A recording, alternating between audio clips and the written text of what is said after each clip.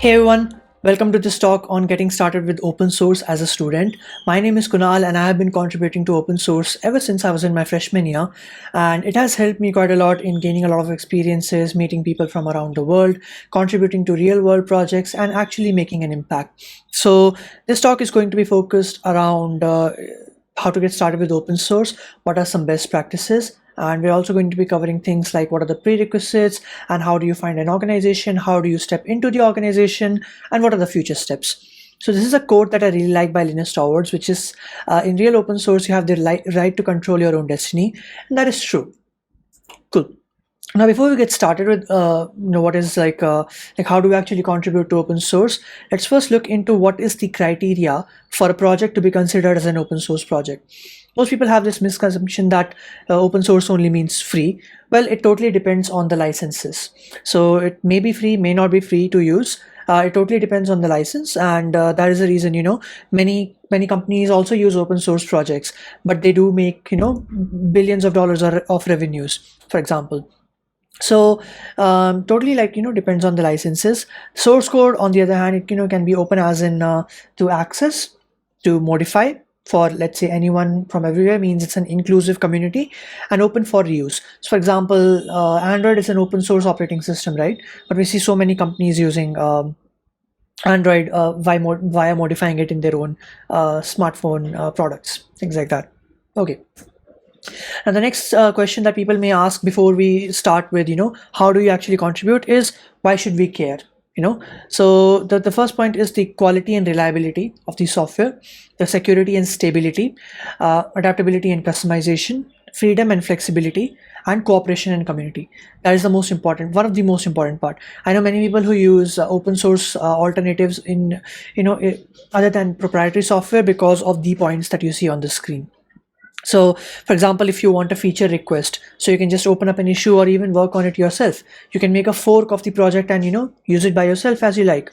The Linux kernel, for example, it's like people from around the world are contributing to it, and it's relatively not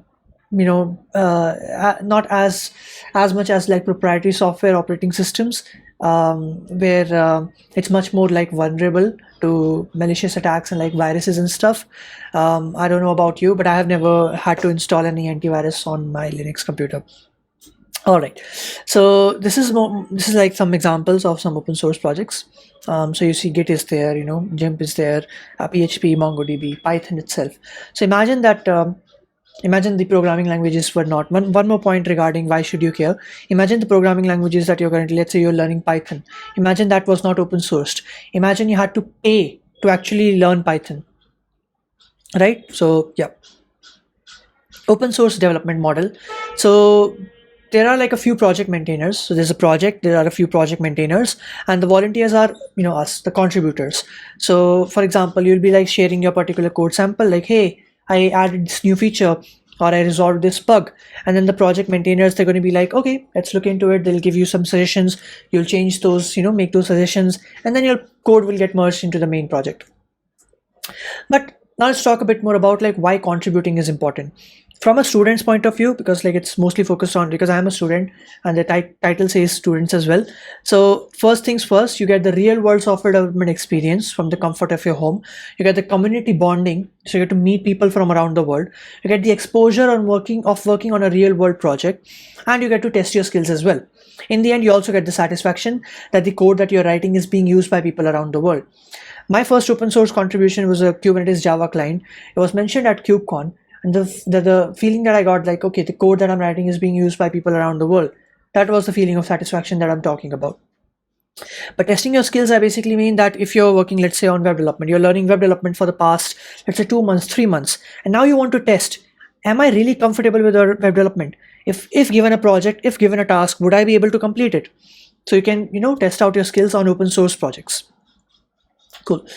And yeah, real world software development experience. And as a student, you also want to network with other people, learn from other people, and build your connections. So for that, the community bonding phase of open source also helps you quite a lot. I personally have gotten so many opportunities via my open source contributions. So in the future, if you're looking for like some jobs or internships and stuff, if you have a good open source profile, people will most definitely, the people you have worked on open source projects they would not, why would they hesitate in recommending you if there's an opening position? Now, how do we step into the FOSS world? Prerequisites. So Git is the first one. Git's a version control system that makes it easy for us to share our code, with the people around the world. A programming language of your choice, and basic to medium knowledge of your tech stack. I said basic to medium because that is true. You don't have to be an expert to start contributing to open source. You can learn on the go, which we'll talk more about later on.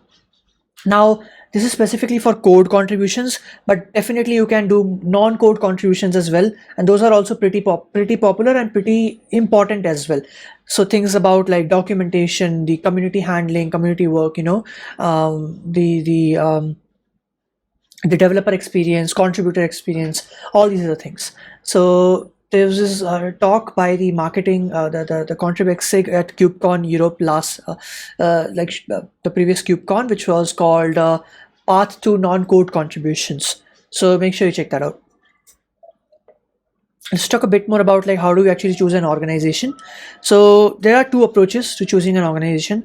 First one is the top-down approach, which is first you learn the skills and then you choose the organization that uses those skills. And the second way can be you first choose the organization and then you learn the skills that are used in that organization's projects. For example, you're really interested in, let's say, contributing to CNCF, and then you realize that, oh, so many projects are using Golang, then I'll learn Golang. But these two approaches go together. Why? Because if you're just a beginner, you're a student, you're just starting out, you will find yourself in a place where you only know, let's say, 30 to 40% of the tech stack that they're using. And most of the frameworks and all these other things, you might not be aware of that. I believe that is a good thing, because now you'll get to learn a lot and you'll also get to contribute. So that is why I mentioned that even if you know 30 to 40% of the things, learn on the go. And how do we actually get started with the contributing part? We'll share right now. So yeah, first of all, introduce yourself, like just join their mailing list, Slack or Gitter channel of the organization that you want to contribute to, and then search for the projects that are being used in that organization. So look at the GitHub repositories, and you can also, if the organization takes part in like many mentorship programs like Google Summer of Code, LFX, Google Season of Docs, Outreachy, so you can go to their idea list as well. So you can either go to like github.com, you can find projects over there in the repositories like the trend explore tab, or you can go to summer of code with google.com. Even if you don't want to do Google Summer of Code, that particular URL, it's very good to find organizations related to your tech stack. So if you just click on organizations and then just type, let's say, Node.js, it will show all the organizations using Node.js and stuff. Okay. After that, I would recommend first use that project, because if you don't know what the project does, you will find it very difficult to contribute to it. And whenever you get some doubts, please ask it on the public channel of the particular organization. Make sure you ask good questions and give enough context so that people can reply to you. This is a question I get many times, that, hey, I'm not getting my queries answered. And most of the time people are not asking the right questions. That is very important. Asking the right questions is important. And one more thing I would recommend is most of the open source projects that I've been a part of as well, they have like their regular community calls as well. So make sure you check that out as well. And now for the contributions part, so look for the open issues and fix them. Like you can start with good first issues, you can start with some documentation and stuff, you can start with some nitty-gritty code changes, and then you can just go ahead and then look for more complex issues. Again, at any point of time, if you have any questions, please keep the conversations in public.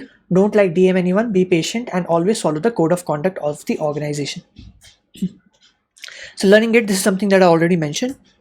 All right, so yeah, this is like the developer lifecycle. You find existing issues and you can also create new issues. So opening up like pull requests, it's not the only way to contribute to open source. Even if you create new issues, if you help others contribute, if you review someone else's pull request, those things also count as valid contributions, and that keeps on going in the cycle. Few things that I wish I knew before I started open source, which is you don't need to be a pro. Even beginners can contribute to the most complex projects, because there are like beginner friendly issues, and you just have to need to have the will to learn and experiment. You don't need to be from a CS background. You don't need to understand the entire code base in order to contribute. This is true. Just go look at how the entire code is working, but you don't have to like, having a basic idea is fine, because the code base, it's so large, it's usually divided into modules and packages. So you can just work with like particular modules related to the issue that you're working on, and by time you will be able to understand things step by step. Interact as much as possible with other developers. Never be rude, and always participate in discussions. Now, most of your time is going to be spent in research, for example, like studying the trend of the organization, learning new technologies, understanding the code base. You will read more code than writing code at first, and I believe that's okay. It's a good learning experience. That was it from my side, and thanks a lot for watching. If you have any questions, you can connect with me on Twitter, and Twitter is a great place to network with other developers, and I would highly recommend you to check out the Twitter handles of various organizations that you're a part of. Check out the KCD Bangalore Twitter as well. And yeah, if you have any questions, don't hesitate. I'm always happy to help. And yeah, that was it, and thanks a lot for watching, and yeah, have a great day and the rest of the event. Bye.